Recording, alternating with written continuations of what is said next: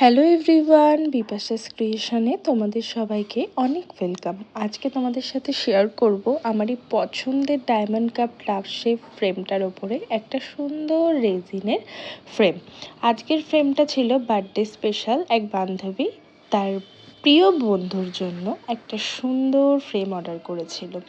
Birthday special theme ছিল, আর যেহেতু বান্ধবী ছিল একজন মেয়ে, তো আমি থিমটার কালারটা রেখেছিলাম একদম baby pink, soft baby pink, তার সাথে হোয়াইট বেসের ওপরে তাদের সুন্দর সুন্দর ছবি, বেশ কিছু স্টিকার, বেস্ট উইশেসের স্টিকার আর সুন্দর বাটারফ্লাই, এই সমস্ত ছোট ছোট ডিটেলিং দিয়ে কমপ্লিট করেছিলাম আজকের ফ্রেমটা।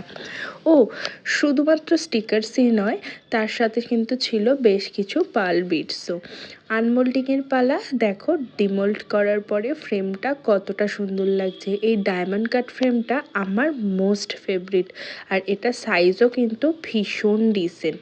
আজকের ফুল ফ্রেমটা দেখতে কিছুটা এরকম, ফাইনাল ডিটেলিংয়ের পর দেখতে এরকম লাগছে। তোমরা কমেন্ট করে জানিও তো তোমাদের আজকের ফ্রেমটা কেমন লাগছে।